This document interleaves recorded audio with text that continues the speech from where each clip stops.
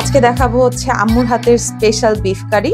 Beef কারির জন্য আমি এখানে হচ্ছে 1 থেকে 1.5 কেজির মতো মাংস নিয়েছি। যেহেতু আমরা বাসায় মানুষ কম, আমি অল্প মাংস দিয়েই করছি। আপনারা চাইলে আরো বেশি মাংস নিতে পারেন। তো বিফ কারির জন্য আম্মু যেভাবে হচ্ছে এটাকে রেডি করতো, আমি ওটা আজকে ভাবে করিয়ে দেখাবো।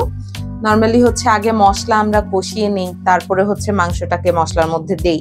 কিন্তু এটা স্পেশাল এই জন্যই যে আম্মু আগে হচ্ছে এটার মধ্যে মশলা মিশিয়ে নেয়। এর মধ্যে হচ্ছে আগেই আমি দিয়ে দিচ্ছি আমার রসুন বাটা। রসুন বাটার পর আমি এর মধ্যে দিয়ে দিব হচ্ছে আমার আদা বাটা। দিয়ে দিলাম আদা বাটা। এবার এটার মধ্যে আমি দিয়ে দিব হচ্ছে গোলমরিচ বাটা, সাথে হচ্ছে জয়ফল আর জয়ত্রী।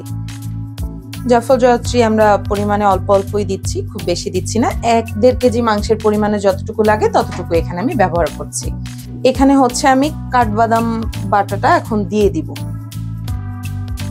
এবার এটার মধ্যে আমি দিয়ে দিব হচ্ছে কাজু বাদাম বাটা আর হচ্ছে চীনা বাদাম বাটা। এই চীনা বাদাম বাটা দিয়ে দিলাম। এবার একটু পোস্তর দানা দিয়ে দিব। পোস্ত দানা বাটাটাও দিয়ে দিচ্ছি। বাটা মশলা দেওয়া হয়ে গেছে। এবার আমি গুঁড়া মশলাগুলো দিব। গুঁড়া মশলা থেকে প্রথমে আমি হচ্ছে এখানে সামান্য পরিমাণে হলুদের গুঁড়া দিয়ে দিচ্ছি। দিয়ে দিচ্ছি ধনিয়ার গুঁড়া, আর একটু দেব। এবার দিয়ে দিব হচ্ছে জিরার গুঁড়া। জিরার গুঁড়া আর একটু দিয়ে দিব। ওকে, এখানে সব হচ্ছে 1.5 কেজি পরিমাণ মাংসের মতো করে দেওয়া হয়েছে। এবার এর মধ্যে আমি হচ্ছে স্বাদ মতো লবণ দিয়ে দিব। এবার এর মধ্যে হচ্ছে মরিচ দিয়ে দিচ্ছি। খুব বেশি একটা দিব না, আপনারা হচ্ছে যে যেরকম ঝাল খান সেই অনুযায়ী হচ্ছে গুঁড়া মরিচটা ব্যবহার করবেন। এবার আসছে হচ্ছে গোটা মশলার পাড়া। গোটা মশলার থেকে আমি এখানে প্রথমেই দিয়ে দিব হচ্ছে তেজপাতা। এখানে তেজপাতা দিয়ে দিলাম। দিয়ে দিচ্ছি আমি হচ্ছে দারচিনি। দারচিনি আমি ফাটিয়ে নিয়েছি। এলাচ দিয়ে দিব 3 থেকে 4টার মতো। এলাচগুলো আমি হচ্ছে এখানে ফাটিয়ে নিয়েছি। এবার এর মধ্যে হচ্ছে কাঁচা পেঁয়াজ দিয়ে দিব। পেঁয়াজগুলো দেওয়ার সময় আমি একটু স্ম্যাশ করে ছাড়িয়ে দিচ্ছি চারপাশে। পেঁয়াজ দিয়ে দিচ্ছি।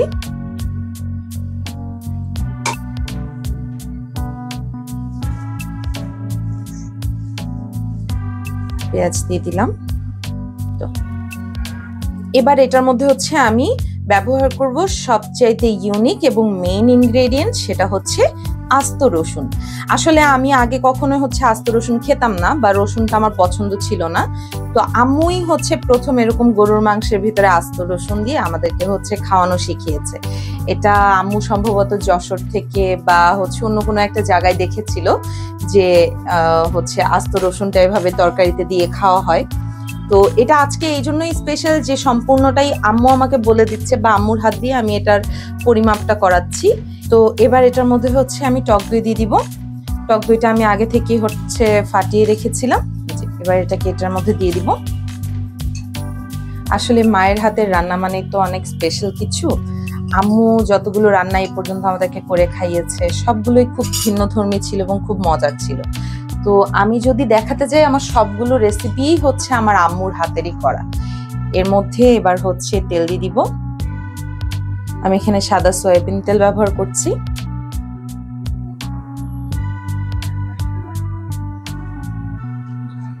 এখানে আম্মু কিভাবে যেন হচ্ছে হাত দিয়ে এগুলাকে পরিমাপ করে আমি কখনোই বুঝতে পারি নাই। তো আজকেরটাও হচ্ছে আম্মুর হাত দিয়ে আমি পরিমাণ করিয়ে নিয়েছিলাম সবগুলো মশলার। সবগুলোকে এবার সুন্দর করে মাংসের মধ্যে মাখিয়ে নিতে হবে। এখানে মাংস আর হাড্ডি কিন্তু আমি একসাথে মিক্সড করে নিয়েছিলাম, মানে সমান পরিমাণেই নিয়েছি। 1.5 কেজি টোটাল করেছি হাড্ডি এবং মাংস একসাথে করে। তো আপনারাও ওভাবেই নেবেন। কেউ যদি শুধু মাংস দিয়ে খেতে চান সেটাও করতে পারেন, তবে হাড্ডি আসলে মাংসের টেস্টটাকে অন্যরকম রাখে এবং অনেক মজার করে। তো আমি এখানে হাড্ডি এবং মাংস মিলিয়ে নিয়েছি। সবগুলোকে খুব ভালো করে এভাবে মাখিয়ে নিব। মাখানো শেষ হয়ে গেলে তারপরে আমি আবার ফিরে আসছি। এটাই তো অলরেডি অনেক সুন্দর করে মাখানো হয়ে গেছে। নর্মালি আমি একটু আগে বলেছিলাম যে আমার কাছে যত রেসিপি আছে সবগুলো মূলত হচ্ছে আম্মুর রেসিপি। আম্মুর থেকে শেখা বা আম্মুকে রান্না করতে দেখা এই ধরনের রেসিপিগুলোই আমি আপনাদের সাথে শেয়ার করি। কিছু কিছু সময় দেখা যায় যে আম্মু যেহেতু আমার মাস্টার শেফ, আম্মুর রেসিপিগুলো ভুল হতে গেলে আম্মু ওখানে হচ্ছে কারেকশন করে দেয়, যার কারণে আমার সব ভিডিওতেই কোনো না কোনো ভাবে আম্মুর উপস্থিতি থাকি, হয় সামনে না হলে পেছনে। যাই হোক, তো এটা মাখানো শেষ, এটার কালারটাও অনেক সুন্দর এসেছে। তো এটাকে যেহেতু মাখানো এবার হয়ে গেছে, আম্মু এটার মধ্যে সামান্য পরিমাণে এবার একটু পানি দিয়ে দিবে। আম্মু এটাকে হাত ধোয়া পানি বলে, মানে মাংস মাখানোর পরে এই পানিটা আম্মু সবসময় একটুখানি দেয়, আর এরপরে আর কোনো পানি হচ্ছে এই তরকারিটাতে ব্যবহার করা হয় না। এটা সম্পূর্ণরূপে এরকমই থাকবে এবং এর মধ্যে কোনো ধরনের ঝোলও উঠবে না। আমি কিন্তু এটাকে হচ্ছে আধা ঘন্টা রেস্টে রেখেছিলাম। মশলাটা থেকে খুব সুন্দর একটা স্মেল আসছে। এবার যেটা করব, আমি এটাকে এভাবেই চুলাটা জ্বালিয়ে দিব। চুলাটা জ্বালিয়ে দিলাম। এবার এটা একা একাই বেশ কিছুক্ষণ হতে থাকবে। তার আগে আমি এটাকে জাস্ট একটু হচ্ছে নেড়ে দিব।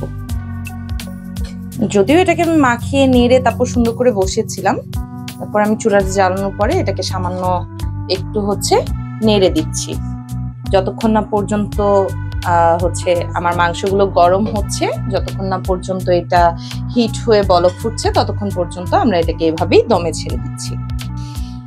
সুন্দর একটা স্মেল বের হয়েছে। একদম দেখতেও অনেক সুন্দর হয়েছে। এখানে কিন্তু হচ্ছে আলগা করে কোনো পানি আমি দেই নাই। আম্মু যে হাত ধোয়া পানিটা দিয়েছিল, সেই হাত ধোয়া পানিটা, টক দইয়ের পানিটা আর মাংসের গায়ের পানিটাতেই কিন্তু হচ্ছে এতখানি পানি উঠেছে। আমরা কিন্তু পুরো মাংসটাকে এই পানিটাতেই হচ্ছে সিদ্ধ করে নিব। এই যে রসুনগুলো, আস্ত রসুনগুলোতেও মশলা ঢুকে যাচ্ছে।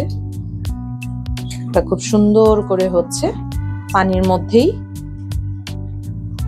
ডুবে আছে। এটাকে আবার আমরা কিছুক্ষণের জন্য ঢেকে দিব। ওকে, আমি আবার চলে আসলাম। আবার এটাকে কিছুক্ষণ হচ্ছে একটু নেড়ে দিব। আমি এর মাঝখানে এসে এটাকে ফাঁকে ফাঁকে নেড়েছিলাম, যেহেতু এটার মধ্যে আমি হচ্ছে বাদাম দিয়েছি। বাদামগুলো কিন্তু গ্রেভিটাকে অনেক ঠিক করে নিয়েছে, এই যে।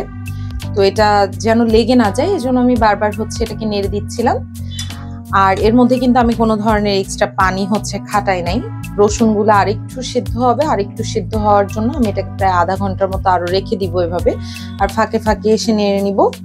আমি এর মধ্যে থেকে যে তেজপাতাগুলো আস্ত দিয়েছিলাম, সেটা কিন্তু ফাঁকে দিয়ে হচ্ছে এসে উঠিয়ে ফেলে দিয়েছি, কারণ তেজপাতার যেই স্মেলটা, এটা তো অলরেডি হচ্ছে মাংসের মধ্যে ঢুকে গেছে। তো এই যে আবার দিয়ে দিলাম ঢাকনা। আধা ঘন্টা পর আমি ফিরে আসছি আবার। এই তো তৈরি হয়ে গেছে আমার বিফ কষা। এটার মধ্যে কোনো ধরনের আলগা আমি পানি ব্যবহার করিনি, শুধু ওই যে হাতে ধোয়া পানি আর মাংস থেকে ছুটে আসা পানিটা আর দইটা মিলেই পুরো মাংসটা কষানো হয়েছে। দেখাই যাচ্ছে কি সুন্দর করে হচ্ছে, উপরের রসুনগুলো কিন্তু সিদ্ধ হয়ে গেছে। তরকারিটা অনেক গরম, আমি ভেঙে আপনাদেরকে দেখিয়ে দিচ্ছি। এই যে আমার আজকের তরকারি আপনাদের কাছে কেমন লাগলো, রেসিপি যদি আপনাদের কাছে ভালো লেগে থাকে তাহলে অবশ্যই হচ্ছে কমেন্ট করে জানাবেন, লাইক করবেন, শেয়ার করবেন, সাবস্ক্রাইব করবেন। দেখা হচ্ছে পরবর্তী ভিডিওতে। ততদিন পর্যন্ত ভালো থাকবেন, সুস্থ থাকবেন। আল্লাহ হাফেজ।